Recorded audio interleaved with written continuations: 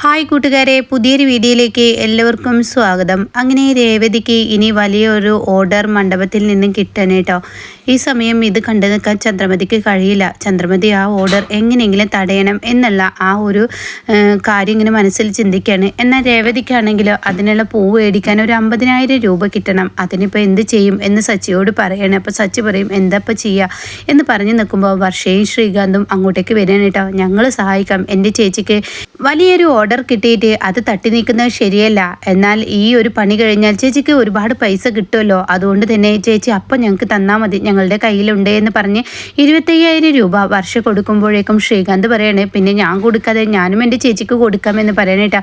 അങ്ങനെ 25,000 രൂപ രണ്ടുപേരും കൂടി കൊടുക്കണം. ഇതേ സമയം സച്ചിക്കും ഈ പറയുന്ന രേവതിക്ക് ഒരുപാട് സന്തോഷമാവുകയാണ്. അങ്ങനെ രേവതി പറയുന്നുണ്ട് ഈ മണ്ഡപത്തിലെ ഡെക്കറേഷൻ പണി കഴിഞ്ഞാൽ നിങ്ങളുടെ പൈസ ഇതിലും കൂടുതൽ നിങ്ങൾക്ക് തരാമെന്നൊക്കെ പറയുമ്പോൾ അതൊന്നും വേണ്ട ചേച്ചി, ബുദ്ധിമുട്ടുമ്പോൾ ഇങ്ങനെയൊക്കെ ഒന്ന് സഹായിച്ചാൽ മതി എന്ന് വർഷ തിരിച്ച് പറയണം കേട്ടോ.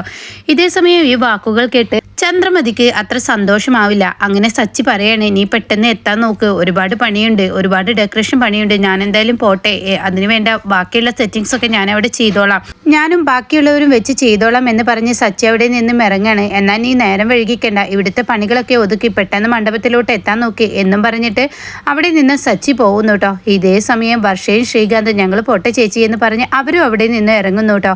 പിന്നീടാണെങ്കിലോ ഇവിടെ രേവതി മാത്രമാണ്. എന്നാൽ ചന്ദ്രമതിക്കാണെങ്കിലോ അവൾ ഈ ഒരു പൂ കെട്ട് കഴിഞ്ഞാൽ എന്തായാലും ഈ മണ്ഡപപ്പണി കഴിഞ്ഞാൽ അവൾ വലിയൊരു കോടീശ്വരി തന്നെയാവും, വലിയൊരു പൈസക്കാരി തന്നെയാവും. അത് പാടില്ല. ഇതിന് മുകളിലൂടെ അവൾക്ക് ഒരുപാട് വർക്കുകൾ കിട്ടിത്തുടങ്ങും, അതും പാടില്ല. അതുകൊണ്ട് തന്നെ ഇത് അറിയപ്പെടും, അവൾ ഉറപ്പുള്ള കാര്യമാണ്. അതുകൊണ്ട് അവളുടെ ഈ പോക്ക് തടയണം എന്ന് ചന്ദ്രമതി മനസ്സിൽ തീരുമാനിക്കുകയാണ് കേട്ടോ. പിന്നീട് രേവതി ഡ്രസ്സൊക്കെ മാറി അവിടെ നിന്നും അങ്ങ് പോവാൻ ഒരുങ്ങുന്ന സമയത്ത് ചന്ദ്രമതി അയ്യോ എൻ്റെ കൈ എന്നും പറഞ്ഞ് നിലവിളിക്കാൻ കേട്ടോ. അപ്പോഴേക്കും രേവതി അവിടെ ഓടിച്ചെല്ലാണ്. എന്താ അമ്മേ, എന്താ പറ്റിയത്? അയ്യോ എനിക്കറിയില്ല, എൻ്റെ കൈക്ക് വല്ലാത്തൊരു വേദന എടുക്കുന്നു, കൈ ഇളക്കാൻ കഴിയുന്നില്ല എന്നിങ്ങനെ പറയുമ്പോൾ ഉടൻ തന്നെ ചന്ദ്രമതിയോട് രേവതി പറയാണ് നമുക്ക് പോവാം, ഹോസ്പിറ്റലിലോട്ട് പോവാം, അമ്മ പെട്ടെന്ന് റെഡിയാവും എന്ന് പറയുമ്പോൾ വേണ്ട, ഹോസ്പിറ്റലൊന്നും പോകണ്ട, ഈ കൈക്ക് വേദന എനിക്ക് ഇടയ്ക്കിടയ്ക്ക് വരാറുണ്ട്, അതുകൊണ്ട് എൻ്റെ മോള് ഒരു പണി ചെയ്താൽ മതി. അപ്പോൾ എൻ്റെ മോൾ എന്ന് വിളിക്കുമ്പോൾ തന്നെ അവിടെ രേവതിക്ക് ഒരു സംശയം തോന്നണിട്ടാ.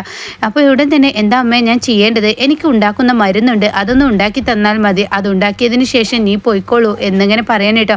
അപ്പോൾ ഇത് കേട്ടാ രേവതി ശരിയെന്ന് പറയണേ. അങ്ങനെ ഈ ഒരു മരുന്നുണ്ടാക്കി കഴിഞ്ഞ് എനിക്ക് പോവാലോ എന്ന ആശ്വാസത്തിൽ എന്താ ഞാൻ ചെയ്യേണ്ടത് അമ്മേ എന്നൊക്കെ പറയുമ്പോൾ ചന്ദ്രമതി തനിക്കുണ്ടാക്കേണ്ട ആയുർവേദ മരുന്നുകൾ പറഞ്ഞു കൊടുക്കാനേട്ടോ.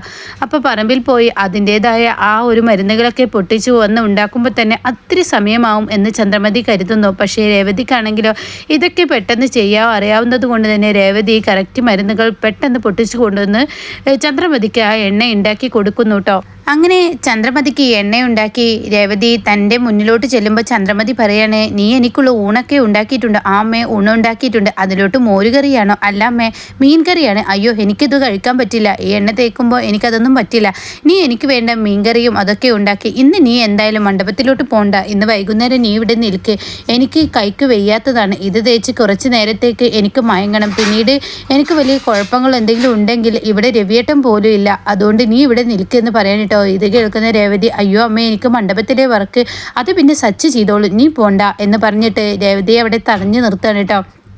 ഇതേസമയം രേവതിയാണെങ്കിലോ ഇനി എന്ത് ചെയ്യും എന്നുള്ള ആ ഒരു മനസ്സിന് വല്ലാത്തൊരു ടെൻഷനാവാണ്. അങ്ങനെ രേവതി കിച്ചണിലോട്ട് പോകുന്ന സമയത്താണ് സച്ചിയുടെ ഫോൺ കോൾ വരുന്നത് കേട്ടോ. രേവതി നീ എവിടെയാണ്, നീ എന്താ ഇത്ര സമയമായി എത്താത്തത്, നിന്നെ കാത്ത് എല്ലാവരും ഇവിടെ നിൽക്കുന്നു, നിനക്കറിയില്ല ഈ വർക്ക് നമുക്ക് നഷ്ടപ്പെട്ട് കഴിഞ്ഞാൽ പിന്നീട് ഒരു വർക്കും നമുക്ക് കിട്ടില്ല എന്നൊക്കെ ഇങ്ങനെ പറയുമ്പോൾ രേവതി പറയണേ എന്ത് ചെയ്യാൻ സച്ചേട്ടാ, എനിക്ക് വരാൻ കഴിയില്ല, ഇവിടെ അമ്മക്ക് സുഖമില്ലെന്ന് പറയുന്നു, കൈക്ക് വലിയ വേദനയാണെന്ന് പറഞ്ഞ് അമ്മയുടെ വളരെ ബഹളം കൂട്ടുന്നു, അതുകൊണ്ട് എനിക്കവിടെ എത്താൻ കഴിയില്ല, അച്ഛനും ഇവിടെയില്ല, വേറെ ആരും ഇവിടെയില്ല എന്നൊക്കെ ഇങ്ങനെ പറയാൻ കേട്ടോ. അപ്പോൾ ഇത് കേൾക്കുന്ന സച്ചിക്ക് ദേഷ്യം പിടിക്കുകയാണ്. രേവതി നീ ഇങ്ങനെ പറഞ്ഞാൽ എനിക്ക് വരാൻ കഴിയില്ല എന്ന് പറഞ്ഞ് അവിടെ ഫോൺ കട്ട് ചെയ്യാൻ കേട്ടോ. പിന്നീടാണെങ്കിലോ ചന്ദ്രമതിയാണ് കാണിക്കുന്നത്. ചന്ദ്രമതി തൻ്റെ കൂട്ടുകാരിക്ക് വിളിക്കുകയാണ്. അങ്ങനെ കൂട്ടുകാരി ചോദിക്കുകയാണ് തൻ്റെ മരുമകൾക്ക് ഇന്ന് വലിയൊരു വർക്ക് കിട്ടിയ ദിവസമാണല്ലോ, ഇതോടുകൂടി തൻ്റെ മരുമകൾ അറിയപ്പെടും എന്നൊക്കെ പറയുമ്പോൾ അവളൊന്നും അറിയപ്പെടില്ല, അവൾക്ക് അതിനൊന്നുള്ള കഴിവില്ല, അവളെ പോവാതിരിക്കാനുള്ള ആ ഒരു പണി ഞാൻ ചെയ്തു വെച്ചിട്ടുണ്ട്. ഇത് കേട്ട ഉടൻ തന്നെ എന്ത് പണി എന്നിങ്ങനെ ഉടൻ തന്നെ ചന്ദ്രമതിയുടെ കൂട്ടുകാരി ചോദിക്കാനേട്ടാ. അപ്പോൾ ഉടൻ തന്നെ പറയണേ, എൻ്റെ കൈക്ക് വേദനയുണ്ടെന്ന് പറഞ്ഞ് അവളെവിടെ പിടിച്ചു നിർത്തിയിരിക്കുകയാണ്. ഇന്ന് വൈകുന്നേരം വരെ അവൾ ഈ വീട്ടിൽ നിന്ന് എവിടോട്ടും പുറത്തിറങ്ങില്ല, അതിന് ഞാൻ അനുവദിക്കില്ല എന്നും പറഞ്ഞ് ഇങ്ങനെ ചിരിക്കുന്നത് ഇത് രേവതി കേൾക്കാനായിട്ട്. അങ്ങനെ രേവതിക്ക് ഭയങ്കര സങ്കടമാവണം. പിന്നീട് രേവതി തൻ്റെ ഫോണെടുത്ത് അവിടെ നിന്ന് അങ്ങ് പോവാണ്. എന്നാൽ ഈ സമയം രേവതിക്ക് ആ ഒരു വർക്ക് കിട്ടിയിട്ടില്ല. എന്തായാലും അവളൊരു വലിയ പൈസക്കാരി ആവില്ല, ഇതോടുകൂടി അവൾ അറിയപ്പെടില്ല എന്നുള്ള സന്തോഷത്തിൽ അങ്ങനെ ഇരിക്കുകയാണ്. അപ്പോഴാണ് ശ്രുതിയും അങ്ങോട്ടേക്ക് കയറി വരുന്നത് കേട്ടോ. ഇവർ വരുമ്പോൾ നല്ല ഒരു ഇതോടുകൂടി തന്നെ സ്വീകരിക്കുകയാണ്. അപ്പോൾ കൈക്ക് വേദനയുള്ളത് അങ്ങ് ചന്ദ്രമതി മറക്കുകയാണ്. അപ്പോൾ ഇതേ സമയം രേവതി അങ്ങോട്ടേക്ക് വരികയാണ്. എന്താ അമ്മയുടെ കൈയുടെ വേദന മാറിയോ? അത് കേട്ട ഉടൻ തന്നെ സച്ചി പറയാണ്. സച്ചി കയറി വരുന്ന ഒരു സമയമായിരിക്കും. അപ്പോൾ സച്ചി പറയാണ്, അതിന് അമ്മക്ക് കൈക്ക് വേദനയുണ്ടെങ്കിലല്ലേ കൈയുടെ വേദന മാറത്തുള്ളൂ, കൈക്ക് വേദന ഇല്ലാത്തവർക്ക് എങ്ങനെ വേദന വരും എന്നൊക്കെ ഇങ്ങനെ ചോദിക്കുകയാണ് കേട്ടോ. അപ്പോൾ ഈ സമയം ചന്ദ്രമതി ഇങ്ങനെ ഞെട്ടി നിൽക്കുകയാണ്. അപ്പോൾ എന്താടാ നീ എന്നെ കളിയാക്കുകയാണോ? അപ്പോൾ ഉടൻ തന്നെ രേവതി പറയണേ, എന്തിനാണ് അമ്മ എനിക്ക് ഇത്രയും വലിയൊരു ഓർഡർ കിട്ടുന്നതിന് അമ്മ എന്നെ പോവാതിരിക്കാൻ വേണ്ടി വെറുതെ വേദനയുണ്ടെന്ന് അഭിനയിച്ച് എന്നോട് ഇങ്ങനെ ഒരു ചതി ചെയ്തത്? അത് പിന്നെ എനിക്ക് വേദനയുണ്ടെന്ന് ഞാൻ നിന്നോട് പറഞ്ഞതല്ലേ, നീ ആ എണ്ണ ഉണ്ടാക്കി തന്നപ്പോൾ എൻ്റെ വേദന അങ്ങ് മാറി. അത് കേട്ട് രവി അങ്ങോട്ടേക്ക് വരികയാണ്.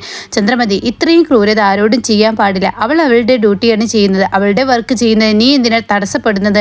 അവരെങ്ങനെയെങ്കിലും ഒന്ന് രക്ഷപ്പെട്ടോട്ടെ, നിനക്കെന്താ കുഴപ്പം? ഇനി മേലാൽ ഇത് ആവർത്തിച്ചു കഴിഞ്ഞാൽ ഞാൻ വെറുതെ വിടില്ല എന്നും പറഞ്ഞ് നിൽക്കുമ്പോഴാണ് കേട്ടോ രേവതിയുടെ കഴുത്തിലോട്ട് ഒരു പൂമാല ഇങ്ങനെ സച്ചി ഇട്ട് കൊടുക്കുന്ന. ഇത് കാണുന്നതിനോട് കൂടിയിട്ട് ചന്ദ്രമതിയും ശ്രുതിയും അതുപോലെ തന്നെ ശ്രുതിയൊക്കെ ഞെട്ടി നിൽക്കുകയാണ്. ഇതേ സമയം രവി ചോദിക്കാണ്, എന്തിനാടാ ഇവളുടെ കഴുത്തിൽ എല്ലാവരും കാണിക്കെ ഒരു പൂമാല ഇട്ട് കൊടുക്കുന്നത്?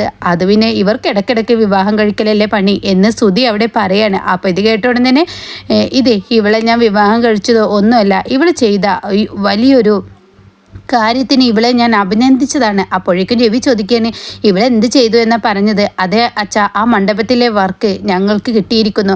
അതിൽ വലിയ തുക തന്നെ, അവർ പറഞ്ഞതിനേക്കാൾ വലിയ തുകയാണ് ഞങ്ങളുടെ കയ്യിൽ വെച്ച് തന്നത്. ഇനി അവർ ആ ഒരു വർക്കല്ല പറഞ്ഞിരിക്കുന്നത്, ഒരുപാട് വർക്ക് അവരുടെ കീഴിലുള്ളത് ഞങ്ങൾക്ക് തരാമെന്ന് അവർ പറഞ്ഞിട്ടുണ്ട്. ഇത് കേട്ട ഉടൻ തന്നെ ചന്ദ്രമതി, ഇതെങ്ങനെ സംഭവിച്ചു? ഇവൾ ഈ വീട്ടിൽ നിന്ന് ഇറങ്ങാതെ ഇതെങ്ങനെ സംഭവിച്ചു എന്ന ഭാവത്തിൽ നിൽക്കുമ്പോൾ, അതിനെന്തിനാടാ നീ ഇവളുടെ കഴുത്തിൽ മാലയിട്ട് കൊടുക്കുന്നത് എന്ന് ചന്ദ്രമതി സച്ചിയോട് ചോദിക്കുമ്പോൾ സച്ചി പറയാണ്, ഇവളില്ലായിരുന്നെങ്കിൽ അവർക്ക് എനിക്ക് കിട്ടില്ല.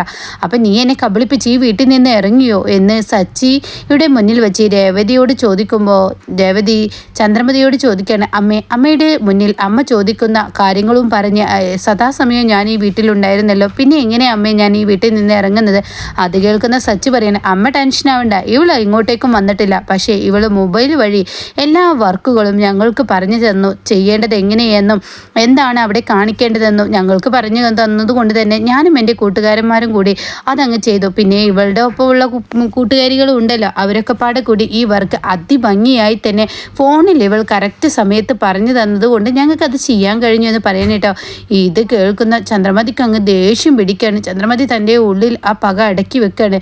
ഇതേ സമയം പിന്നീട് ഒരു കറണ്ട് അക്കൗണ്ടിൻ്റെ ഒരു ചെക്ക് ബുക്ക് എടുത്തിട്ട് ഇങ്ങനെ രേവതിയുടെ കൈകളിൽ കൊടുക്കണം കേട്ടോ. ഇതോടുകൂടി ഇതെന്താടാ ചെക്ക് ബുക്കോ? ഇതാരുടെ ചെക്ക് ബുക്കാണ്? ഇത് രേവതിയുടെ ചെക്ക് ബുക്കാണ്. ഇത് കേട്ടതും തന്നെ ഇതെപ്പോ എന്നിങ്ങനെ രേവതി ചോദിക്കണേ. ഞാൻ 2 ദിവസം മുന്നേ ബാങ്ക് മാനേജറോട് കാര്യങ്ങൾ സംസാരിച്ചിരുന്നു. കാരണം പണം നിന്റെ അക്കൗണ്ടിൽ അവരിട്ട് തരുള്ളൂ എന്ന് പറഞ്ഞിരുന്നു. അതുകൊണ്ട് നിനക്കൊരു അക്കൗണ്ടും കാര്യങ്ങളൊക്കെ ശരിയാക്കണ്ടേ? അതൊക്കെ ഞാൻ ശരിയാക്കി നിനക്ക് ചെക്കും കാര്യങ്ങളൊക്കെ കൊണ്ടുവന്നതാണ്. ATM വഴിയേ വരുന്നുണ്ട് എന്ന് പറയുമ്പോൾ ശ്രുതിയും ആകെ ഞെട്ടിപ്പോവാണ് കേട്ടോ. ഇതേ സമയം എത്ര പണമാണ് കിട്ടിയതെന്നറിയാതെ അവരൊക്കെ ആകെ പകച്ചു നിൽക്കുകയാണ്. ഇതേ സമയം സച്ചി പറയുന്നത്, നീ വർഷയ്ക്കും ശ്രീകാന്തിനും കൊടുക്കാനുള്ള പണം കൊടുക്കുക. അപ്പോഴാണ് വർഷയും ശ്രീകാന്തും കയറി വരുന്നത് കേട്ടോ. അപ്പോൾ വർഷയും ശ്രീകാന്തും പറയുന്നുണ്ട്, അയ്യോ ഇത്ര പെട്ടെന്ന് വേണമെന്നില്ല. ഇത് കേൾക്കുന്ന ശ്രുതി പറയണേ, നിങ്ങൾക്കിപ്പോൾ ഈ വർക്കും ഈ പണമൊക്കെ കിട്ടാൻ കാരണക്കാരി ഈ പറയുന്ന വർഷയും ശ്രീകാന്തും അല്ലേ? അപ്പോൾ അവർക്ക് പലിശ സഹിതം നിങ്ങൾ പണം കൊടുക്കണം എന്നവിടെ ആവശ്യപ്പെടുമ്പോൾ ശ്രീകാന്തും വർഷയും പറയണേ, ഒരാൾക്ക് ബാങ്കിൽ കിടക്കുന്ന പൈസ എടുത്തു കൊടുത്തു എന്ന് കരുതിയിട്ട് അത് ഞങ്ങൾ കാരണമാണെന്ന് ഒരിക്കലും പറയാൻ പാടില്ല സുധിയേട്ടാ. അങ്ങനെ പറയുന്നത് തെറ്റാണ്. കാരണം ഞങ്ങൾ പൈസ ബാങ്കിൽ കിടക്കുന്നു, ഇവർക്ക് കൊടുക്കുന്നു ഒരുപോലെ തന്നെയാണ്. ഇവരുടെ കയ്യിൽ പണമുള്ളപ്പോൾ ഞങ്ങൾക്ക് തന്നു, ഇവരുടെ പ്രയത്നം കൊണ്ടാണ് ഇവർക്ക് ഈ വർക്ക് കിട്ടിയത്, ഇത്രയും പൈസ കയ്യിലായതും എന്നൊക്കെ ഇങ്ങനെ പറയാൻ കേട്ടോ. എന്നാൽ ഈ സമയം സച്ചി ആ വാക്കുകൾക്ക് വില കൊടുക്കാതെ സച്ചി പറയണേ അവർക്കുള്ള ആ ഒരു ചെക്ക് നീ ഒപ്പിട്ട് കൊടുത്തേക്ക്. ഇനി നിന്നോട് അടുത്ത കാര്യം പറയാം. അടുത്ത വർക്ക് നമുക്ക് കിട്ടിയിട്ടുണ്ട്.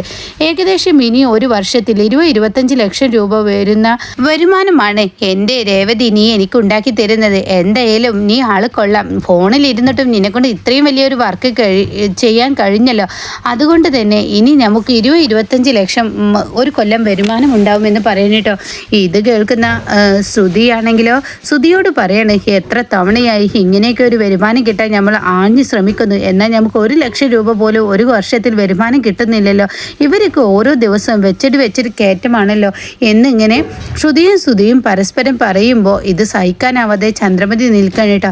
എന്നാൽ ഈ സമയം ഇതെല്ലാം കേട്ട് രേവതി ആകെ ഞെട്ടി നിൽക്കാണ്. അങ്ങനെ ഈ സമയം രേവതി പറയുന്നുണ്ട് അമ്മേ ഞാൻ പോവാതിരിക്കാൻ വേണ്ടിയാണ് അമ്മ ഇതൊക്കെ ചെയ്തതെങ്കിലും കൂടി അമ്മയെ നോക്കുക എന്നുള്ളത് എൻ്റെ കടമയാണ്. അതുകൊണ്ട് ഞാൻ അമ്മയെ നോക്കുകയും ചെയ്തു. ഞാൻ ചെയ്യേണ്ട ആ ഉത്തരവാദിത്തം സച്ചേട്ടന് ചെയ്തു കൊടുക്കുകയും പിന്നീട് ഞങ്ങൾക്കൊരു വരുമാനം കണ്ടെത്തുകയും ചെയ്തു എന്നൊക്കെ പറയുമ്പോൾ അവിടെ രവിക്ക് ദേഷ്യം പിടിക്കാൻ. രവി പറയണേ ഇനി മേലാൽ ഇത് ആവർത്തിച്ചാൽ ചന്ദ്രമതി നിന്നെ ഞാൻ വെറുതെ വിടില്ല എന്നും രവി പറയുന്നുണ്ട് കേട്ടോ.